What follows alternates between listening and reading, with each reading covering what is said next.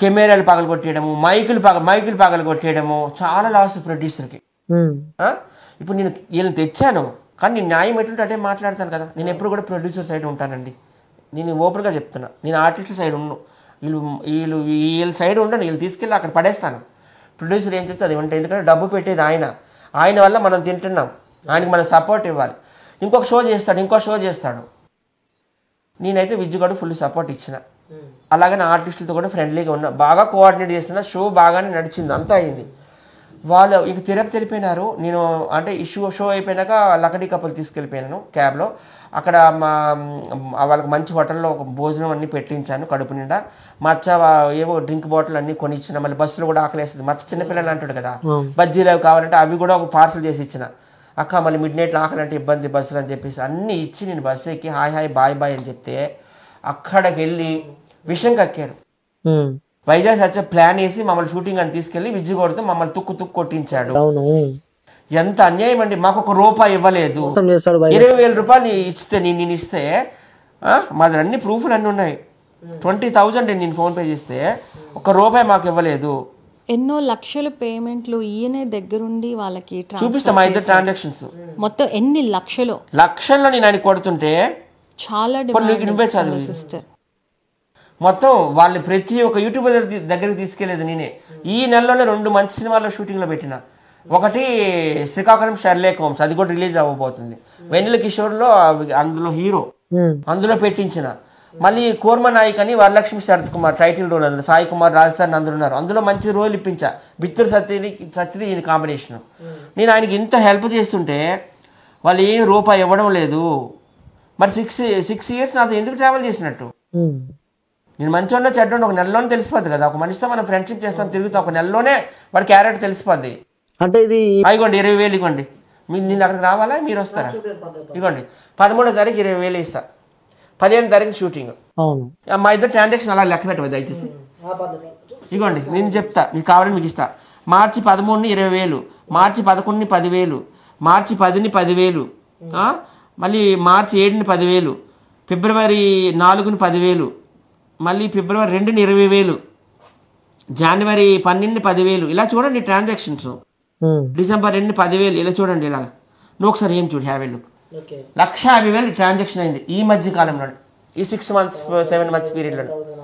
చూడండి, నా వల్ల లక్షలు సంపాదించుకుంటున్నారు, ఇంట్రెస్ట్లు తిప్పుకుంటున్నారు. నాదంతా ఉంది, కావాలని నీ ప్రింటెడ్ పేపర్ ఇస్తా పోలీసులకి. ఎన్నో ఇయర్స్ బట్టి మేము ఇంత స్ట్రగుల్ అవుతున్నాం. మేము పేమెంట్లు అడిగితే ముక్కుతారు, మూలుగుతారు, లక్షల ట్రాన్సాక్షన్ ఉన్నాయండి. వాళ్ళకి మాత్రం అడిగినంత డిమాండ్ చేసినంత ఇస్తారు. అవును, ముఖ్యంగా ఇలా విషయాలు చూసుకుంటే రీసెంట్ గా కుర్చీ తాత విషయంలో కూడా అలానే అయింది. మీరు వెళ్ళి కంప్లైంట్ చేయడం జరిగింది. సో అంటే ఎలా చూడొచ్చు అంటే కుర్చీ తాత నేను ఇంకా మళ్ళీ ఓపెన్ గా చెప్తున్నానండి. మ్యూజిక్ డైరెక్టర్ సమన్ గారి దగ్గర తీసుకెళ్తే నేనే చెప్పారు ఆల్రెడీ. ఆయన 20,000 అక్షరాలు ఇచ్చారు. నేను ప్రతి ఒక్క ఇంట్లో అదే చెప్తున్నాను. 20,000 ఆయన 10,000 తిన్నాడు, 10,000 అలా ఆవిడకి వెళ్ళి ఇచ్చిన. ఆ 10,000 ఏం చేశారంటే, ఆయన మురుకు బట్టలతో వచ్చాడు ఎక్కడో వరంగల్ నుంచి, మేమే తీసుకొచ్చాం కార్లో. ఆయనకి అక్కడ రిలయన్స్ ట్రెండ్స్ తీసుకెళ్లి మంచి డ్రెస్ తీసి లాడ్జ్లో తీసుకెళ్లి స్నానం చేయించి దగ్గుతున్నాడు. వరంగల్ నుండి వచ్చినప్పుడు హాస్పిటల్కి తీసుకెళ్ళాము. బ్లడ్ కక్కుతున్నాడు అన్నీ. మళ్ళీ అది కాకుండా ఆయనకు తాగడానికి ఆయన కొంత వైన్ షాప్లో వెళ్ళి దాచుకుంటాడు. ఇవన్నీ పోను అలా ఆవిడకి నేను వెళ్ళి 10,000 ఇచ్చిన. తర్వాత ఈ చిన్న షూట్లు చూడు, ఏంటది కుర్చీ తాత 2.0 అని ఒకటి వచ్చిందా, అది నేనే తీసుకెళ్ళి అక్కడ చేయించిన. ఎక్కడ మన ల్యాంకో హిల్స్ మణికొండలో. దానికి 5,000 ఇచ్చారు రెమ్యూనరేషన్, చిన్న షార్ట్ ఫిలిం బిట్టు. అది అయిపోయినాక చాలా మంది యూట్యూబర్స్ దగ్గర తీసుకెళ్ళాను. ఇమ్రాన్ ఖాన్ దగ్గరికి, తర్వాత డేర్ స్టార్ గోపాలు. ఇవన్నీ ఒక 20,000 జడ్జ్ చేసి మళ్ళీ ఆవిడకి ఇచ్చిన. 33,000 రూపాయలు ఆవిడ చేతిలో పెట్టిన. అంతా నువ్వు తినిస్తే ఎట్లా బాబాయ్, మీ ఆవిడకి కూడా ఇవ్వాలని చెప్పి 33,000 ఆవిడ చేతిలో నేను పెట్టిన. ఆవిడ ముస్లిం కదా, అల్లాని నమ్ముకుంది కదా, ఇది రంజాన్ మాసం కదా, ఒట్టేయి మనం ఇచ్చారా లేదు. నేను కూడా వెంకటేశ్వర నమ్ముకున్నాను, నేను ఒట్టేస్తాను. ముఖ్యంగా మీ పైన అలాగే అగ్గిపెట్టి మార్చాలి. అక్క సుజాత ఏం డబ్బులు ఇవ్వలేదు అంటుంది. 2 పిల్లలు, ఆమెకు ఒక కొడుకు ఒక కూతురు. నిజంగా ₹1 ఇవ్వలేదు నా అబద్ధం చెప్తున్నావు, నిజంగా నీ వంశం నిర్వంశం అయిపోతుంది, మా నోట్లో పడద్దు. నువ్వు ప్రూఫ్స్ ఉన్నాయి, అబద్ధాలు ఎందుకు ఆడుతుంది ఆమె. 20,000 ఇస్తే ఏమని చెప్తున్నారు ఇంటర్వ్యూలో, రోడ్డు మీద కూడా వదిలేసారని అంటుంది. రోడ్డు మీద వదిలేసామంటుంది. నేను ఆమె క్యాబ్ బుక్ చేసి తీసుకెళ్ళిన లకడీ కాపూర్లోన. అక్కడ బజాజ్ ఎలక్ట్రానిక్స్ ఉంటుంది, ఆ పక్కనే రెడ్ బస్ బుక్ చేసి ఇద్దరిని ఎక్కించి వాళ్ళ బాబుకి కూడా ఫోన్ చేసిన. ఆ బస్సు డ్రైవర్ నెంబర్ కూడా వాళ్ళ బాబుకి పెట్టిన. తర్వాత వీళ్ళ సెల్ ఫోన్ మిస్ అయిందండి, కాదనలేదు. మరి ఎవరు తీస్తారో మనకు తెలియదు. మేము ముందులో చెప్పేసాము, management is not responsible for your valuables like mobiles కావచ్చు, చైన్ కావచ్చు, ఏదైనా రింగ్స్ కావచ్చు. ముందే చెప్పిస్తాం, మాకు ఎక్కడ ఏ షూటింగ్కి వెళ్ళా ముందు చెప్పిస్తాం, మీ వస్తువులకి మీదే బాధ్యత, మేనేజ్మెంట్ ఈజ్ నాట్ రెస్పాన్సిబుల్ అని. మొబైల్ పోయింది అంటున్నారు, అప్పుడు కూడా కొనిస్తా అన్నాడు విజయగౌడ్ కొనిచ్చేసే అన్నాడు. ఓకే అన్నారు, మేము అన్నిటికీ ఒప్పుకున్నామండి. నేను దగ్గరుండి బస్సు ఎక్కిస్తే మేము ప్రాణాలని అరచేతుల్లో పట్టుకొని బిక్కుమంటూ పరిగెట్టుకొని వచ్చి బస్సు ఎక్కి వెళ్ళిపోయమంటుంది. ఎన్ని అబద్ధాలండి ఇవన్నీ. తర్వాత ఏంటి, ఇలా మొబైల్ పోయిందని తర్వాత డైలీ ఆ శిశింద్రి ఆ అబ్బాయికి ఫోన్ చేసి, ఇక మీ అమ్మతో మాట్లాడు, మీ మావితో మాట్లాడాను, రోజుకి 2 పూటలు ఇచ్చేవాడిని. నేను ఇంత చేస్తే ఎందుకు అంత విషయం కక్కుతున్నారో అర్థం కావడం లేదు. వాళ్ళకి మెయిన్ డబ్బు కావాలి. ఆ ఎంట్రీ కూడా పెట్టింది ఆ ఫోన్ పే నెంబర్ ఇవ్వడానికి. అందరు వేసేస్తారు, ఒక 50-60 లక్షలు వచ్చేస్తాయి. ఒక పర్సన్ దగ్గర నుంచి ఎన్ని లక్షల ప్రూఫ్ మీరు చూసారు. ఇంకా వాళ్ళు ఇదే కాకుండా వేరే షూటింగ్స్ కూడా చేసుకుంటున్నారు కదా, అక్కడ కూడా ఇదే డిమాండ్. ఎవరైనా తిరుపతి వెళ్ళి చేసుకున్నా అదే పేమెంట్, వాళ్ళు ఇక్కడికి వచ్చినా అంతే ఎక్కువ. సో ఎన్నో లక్షలు సంపాదించుకుని వడ్డీలకు తిప్పుకుంటున్నారు.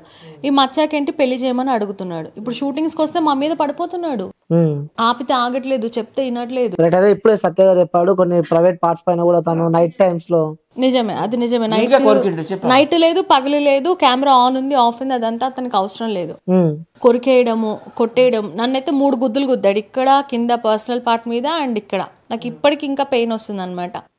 సో మా ఇంట్లో ఏమంటారు, అంత అవసరం ఆ తన్నులు తిట్లు తిని అంత అవసరం అంటే, ఇట్స్ ఓకే పర్లేదు. షూటింగ్ అంటే షూటింగ్ లో చూడట్లేదు తను, అట్లా అనమాట. మళ్ళీ ఇట్లా డ్రెస్ లోపలికి దూరిపోతాడు, ఇట్లా పట్టుకుని పీకేస్తాడు, చేయి పట్టుకుని తిప్పేస్తాడు, వదలడు. షూటింగ్ లో నాకే కాదు, ఇంకా వేరే అమ్మాయికి కూడా కొడితే 2 times కొడితే 2 times ఇక్కడ బ్లడ్ వచ్చి ఇదంతా ఇలా వాసిపోయింది. మేము చెయ్యం అసలు, వెళ్ళిపోతామని చెప్పేసి వాళ్ళు గోలన్నమాట. అసలు మొత్తం అతని వల్లే షూటింగ్ అంతా అసలు మంచిగా జరగలేదు. వాళ్ళ అక్క వాళ్ళు ఇప్పుడు ఇంటర్వ్యూస్ లో అన్ని అబద్ధాలు చెప్తున్నారు. ఏమంటున్నారు, నాకు వద్దు అంటే మందు ఇస్తున్నారు అంటున్నారు. అదెంత అబద్ధం అసలు. అందరికీ తెలుసు షూటింగ్ లో మచ్చ మంది ఇస్తేనే నేను షూటింగ్ చేస్తా, లేకపోతే నేను చేయనని కూర్చుంటాడు అట్లనే. అందుకే వాళ్ళు మందిస్తారు తప్ప షూటింగ్ వాళ్ళకి అవసరం లేదు. కానీ అక్కడ ఇంటర్వ్యూలో ఏం చెప్తున్నారు, నేను వద్దన్నా కూడా మందు ఇచ్చారని అబద్ధాలు ఆడుతున్నారు. మందు పోస్తుంది ఆమె, మందు పోసేది ఆమె. ఎర్లీ మార్నింగ్ ఒక బాటిల్ ఇచ్చేస్తాం, mansion house my house 5 bottle పెట్టుకున్నాం కార్లో, విజ్జుగౌడ్ కార్లో. డైలీ ఒక బాటిల్ తీసుకెళ్ళి ఆవిడకి ఇవ్వాలి 7 గంటల అప్పుడు చాయ్తో పాటు. అమ్మ నువ్వే మీ తమ్ముడు పోయమ్మా, మళ్ళీ మేము పోసామంటే ఎక్కువ పోస్తాం తక్కువ పోస్తామంటావని అంటే ఆమె పోస్తుంది. ఆమె క్యారెక్టర్ ఎట్లా అంటే ఒక లక్ష్మీ పార్వతి అండి, లక్ష్మీ పార్వతి 2. ఆ రోజుల్లో సీఎం ఎన్టీఆర్ పాపులారిటీని వాడుకొని ఎట్లా డబ్బులు సంపాదించుకుందో, ఈ రోజు ఈమె కూడా లక్ష్మీ పార్వతి 2 తమ్ముడు పాపులారిటీని, అగ్గిపెట్టి మచ్చ పాపులారిటీని వాడుకొని డబ్బు సంపాదించుకుంటున్నాను. నేను ఒకటే క్వశ్చన్ వేస్తున్నాను, నా తమ్ముడు అంటే ప్రాణం, నా తమ్ముడు అంటే 6వ ప్రాణం అంటున్నావు. నా వచ్చి ఇంకొక అమ్మాయి వచ్చింది ఉషా, నేను కూడా కంటెస్టెంట్. ఇప్పుడు అగ్గిపెట్టి మచ్చ అక్క సుజాత ఏమంటుందంటే, నా తమ్ముడు అంటే నాకు ప్రాణం, 6వ ప్రాణం అంటుంది కదా. అమ్మ నీకు 6వ ప్రాణం అంటున్నావు కదా, మీ ఇంట్లో చాలామంది ఉన్నారు, నీ కొడుకు ఉన్నాడు, నీ కోడలు ఉంది, నీ కూతురు, నీ అల్లుడు, 4 ఉన్నారు. అందరు కూడా యువకులే, అందరు కూడా 25 ఏళ్ళ లోపు వాళ్ళే. మరి 4 కష్టపడి ఆయన మత్స్యంతో నేను మనిషిని పెంచుకోవచ్చు కదా. మీ తమ్ముడు మా అందరి ముందే అంటున్నాడు, నాకు షూటింగ్లో ఇంట్రెస్ట్ లేకపోయినా, నాకు ఆరోగ్యం బాగోపోయినా మా అక్క మమ్మల్ని నన్ను షూటింగ్ తీసుకెళ్తుంది, పిచ్చోడితో వ్యాపారం చేస్తుంది, బిజినెస్ చేస్తుంది అంటున్నాడు కదా. మరి మీ 4 కలిసి పెంచలేరమ్మా? నువ్వు కూడా చాలాసార్లు మాకు చెప్పావు, ఐఎమ్ జస్ట్ 40 years 38 years అంటున్నావు కదా. మరి నువ్వు కూడా కూలోని ఆలోచిస్తే తమ్ముని పెంచవచ్చు కదా. ఎందుకు షూటింగ్లు తీసుకురావడం, మాకెందుకు ఇంత న్యూసెన్స్ క్రియేట్ చేయడం? నిజమైన ప్రేమ అంటే మీ తమ్ముని మీరు పెంచుకోండి. 4 మీ ఇంట్లో ఉన్నారు, నువ్వు ఉన్నావు, మీ 5 కష్టపడి అతను పెంచుకోండి. మా మీదకి ఎందుకు వదులుతున్నారు మత్స్యంతో లేని మనిషిని? నేను ఎప్పుడు మా అచ్చని చిన్నపిల్లలాగా చూసుకున్నాను. అది ఏం అడిగిన ఇస్తాను, ఏం కావాలన్నా గొంతమ్మ కోరికలన్నీ తీరుస్తా. సత్య నాకు కొండ మీద కోతి కావాలంటే తీసుకొస్తా. అబ్బాయిని మేము అట్లా చేసుకున్నాం. ఈ డ్రామా అంతా నడిపిస్తుంది అంతా వాళ్ళ అక్క సుజాత. చూడండి ఆయన ఇచ్చిన ఇంటర్వ్యూలో కూడా చూడండి, పక్క నుండి ఎలాగ అందిస్తుందని. నేను ఆయనకి ఏం తెలియదండి. అంటే స్వాతి గారు మీతో కూడా కొన్ని వీడియోస్ బాగా వైరల్ అయినాయి, ఆగిపెట్ట మచ్చారు మీరు. సో చాలా క్యాజువల్ గా ఉంటారు మీరు, సడన్ గా ఏంటి మళ్ళీ ఇవన్నీ? యాక్చువల్లీ మచ్చ నాకు ఫస్ట్ పరిచయం అయింది వచ్చేసి mansion house my house Rakesh master గారి షూట్లో. యాక్చువల్లీ అప్పుడు వీళ్ళు కూడా ఉండాల్సింది, బట్ కొన్ని అనివార్య కారణాల వల్ల వీళ్ళు రాలేకపోయారు. అప్పుడు కూడా తను నాతో ఇలా చాలా రూడ్గా బిహేవ్ చేస్తుండే అనమాట. అంటే ఇప్పుడు షూట్ అయిపోయింది, ఇక అంటే కూడా ఒక హచ్ కుక్కలాగా వెనకే ఉంటాడు, పట్టుకుని లాగేస్తాడు, వదలడు, రూమ్లోకి వచ్చి బీడీ తాగుతాడు, నా చెప్పులు వేసుకుని తిరుగుతాడు, అట్లా ఇక అంతా గందరగోళం చేసేస్తాడు అనమాట. ఏంటిది, ఎందుకు ఇట్లా చేస్తున్నాడు ఇతను అంటే, ఇంకే ఎవరు సరిగా పట్టించుకోవట్లా. అమ్మ బాబోయ్ షూటింగ్ అయిపోయింది, అమ్మ వీడితో తలనొప్పి అయిపోయింది అని అనుకున్న తర్వాత మళ్ళీ పెద్ద బాస్ షో ఫస్ట్ షో చేసినప్పటికి మళ్ళీ ఉన్నాడు. సరే 4 days అయిపోయింది. 5th day ఏమో ఇంకా వాళ్ళు ఏమన్నారు, డైరెక్షన్ డిపార్ట్మెంట్ వాళ్ళు కంటెంట్ కావాలి వాళ్ళు ఇలా అనుకుంటాడు కదా, అదే కదా తనకి ఫేమస్. నేనేం అనలేదు, మీ టీం ఓడిపోతుంది అన్న, దానికే వాడు ఇట్లా అనేసుకుని వాళ్ళ అక్కని పిలిచి ఫుల్ బూతులు తిడుతున్నాడు. వాళ్ళ అక్క నన్ను తిడుతుంది, ఇంకా బూతులు అంతా కెమెరా ముందు. నేనేం చేశాను, నేనేం చేయలేదంటే కూడా వినట్లేదు. మళ్ళీ వాళ్ళందరూ ఏమంటున్నారు, వాళ్ళ అక్క కాళ్ళు పట్టుకుని సారీ చెప్ప అంటే వాళ్ళ అక్క అసలు కంటెస్టెంట్ కాదు. గొడవ మచ్చాకి నాకు అయితే వాళ్ళ అక్కకి ఎందుకు నేను కాళ్ళు పట్టుకుని సారీ చెప్పాలి? సరే నేను సారీ చెప్పాను. నేను చాలా బాధపడ్డాను, ఇట్లాంటి దగ్గర ఎందుకు వచ్చా, వీళ్ళు ఎందుకు ఇట్లా చేస్తున్నారని. ఆ తర్వాత ఒకసారి వీళ్ళ ఇంటికి వచ్చారు, అప్పుడు నేను సత్య దగ్గరికి వెళ్తా రోజు. అయితే ఏమన్నాడు సత్య నాతోటి, వాళ్ళ అక్క నువ్వు వస్తే షూటింగ్ చేయనంది కాబట్టి నువ్వు రావద్దు అనేసి అన్నాడు. నాకు బాధ అనిపించింది. సరే పోనీ అని నేను వదిలేసిన. మళ్ళీ ఈ షూటింగ్లో వచ్చారు. ఈ షూటింగ్లో వచ్చినాక ఇంకా ఏం జరిగిందో మీకైతే తెలుసు కదా, ఇంకా అట్లా అనమాట. అయితే వాళ్ళ అక్క ఒక ఫాల్స్ ఎలిగేషన్ వేస్తుంది. కొట్టిన అతను వేరే అతను, కొట్టింది మచ్చని, మధ్యలో ఈయనకేం సంబంధం? కానీ ఏమంటున్నారు, సత్య దగ్గరుండి కావాలని కొట్టిపించారనేసి అంటున్నారు కదా. సో ఒక పాయింట్ మరి వాళ్ళ అక్క చెప్పట్లేదు. వీళ్ళ రూమ్కి ఎప్పుడు వస్తాడు మచ్చ. వచ్చినప్పుడు మొన్న మధ్య కాలంలో ఏం జరిగిందంటే, ఒక ఎంత ఏజ్ అమ్మాయికి, ఒక 20 years అమ్మాయికి కాదు, మీ ఇంటి దగ్గర అమ్మాయికి, మా వీధి, నేను ఇక్కడ యూసి కూడా చెక్ పోస్ట్ దగ్గర ఉంటాను, హనుమంతరావు ఫంక్షన్ హాల్ పక్క గల్లీలో. మా పక్క బిల్డింగ్ అమ్మాయి దగ్గరికి వెళ్ళి అసభ్యకరంగా మాట్లాడాడు. మొత్తం 20-25 మంది వచ్చారు మా ఇంటికి కొట్టడానికి, వాడిని పోలీస్ స్టేషన్ వెళ్ళడానికి. నేను వాళ్ళ కాళ్ళు చేతులు పట్టుకొని సారీ అండి అని మధ్య నేను మనిషి ఆ పాగలగాడు వదిలేయండి అని బతిమాలి వాళ్ళు పంపించేసాను. వాళ్ళు నా ముఖం చూసి వదిలేశారు. ఓనర్ ఏమంటున్నాడు, ఇప్పుడు ఇల్లు ఖాళీ చేసేయండి. మాకైతే సత్య ఇట్లా న్యూసెన్స్ ఇలాంటి పిక్చర్ అందరూ మీ రూమ్కి వస్తున్నారంట, పక్క రూముల్లోకి వెళ్ళి ఆడవాళ్ళతో అసభ్యకరంగా మాట్లాడుతున్నారంట. మీరు ఒకసారి మైక్ పట్టుకోండి, నాతో కూడా మాట్లాడు. ఇప్పుడు ఇలా నుంచుంటాడు కదా రోడ్ మీద, ఎవరైనా అమ్మాయి వెళ్తుంటది కదా, ఏదో ఒకటి కామెంట్ చేస్తాడు, ఏదో ఒకటి అంటాడు. ఇప్పుడు షూటింగ్ లో వాళ్ళం అంటే వేరే, సర్లే ఏదో అన్నాడు, బయట వాళ్ళకి అంటే వాళ్ళు సీరియస్ తీసుకుంటారు కదా, అట్లా చేస్తుంటాడు. మా గల్లీలో ఉండే లల్లి పిలిచాను, అలాగే కంటెస్టెంట్ వచ్చింది, కంటెస్టెంట్ కూడా వచ్చింది, ఉషాను లల్లి అని ఇంకొక ఆమె. లల్లి, సో మీరు కూడా అందులో కంటెస్టెంట్? నేను కూడా అందులో. సో వాస్తవం ఏం జరిగింది ఆ రోజు? ఏం జరిగిందంటే, వెళ్ళిన రోజు వాళ్ళ అక్క మచ్చ వచ్చి మంది అడిగాడు. వాళ్ళ అక్కంది, మా తమ్ముడు మందిస్తేనే వీడియోలు చేస్తాడు, కంటెంట్ చేస్తా, లేకపోతే చేయడు, మీరు పోయొద్దు, నేనే పోస్తా, నాకు ఇచ్చేయండి ఫుల్ అని అడిగింది వాళ్ళ అక్క.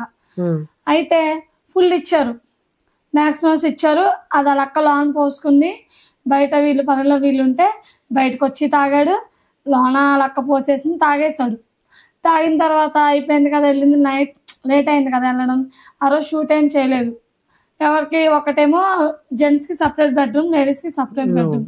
ఆ లక్క తీసుకొచ్చి ఇప్పుడు ఆపరేషన్ లేకుండానే మోకాళ్లకు ప్లాస్మా ట్రీట్మెంట్, మీ ఆర్థోపెడిక్ సమస్యలన్నిటికీ రోబోటిక్ టెక్నాలజీ ద్వారా తక్కువ ఖర్చుతో శాశ్వత పరిష్కారం, ఫ్రీ కన్సల్టేషన్, ప్రతి ట్రీట్మెంట్ పై 20% డిస్కౌంట్. ఈ ఆఫర్ కొద్ది రోజులు మాత్రమే, త్వరపడండి. V9 hospitals 9281465842.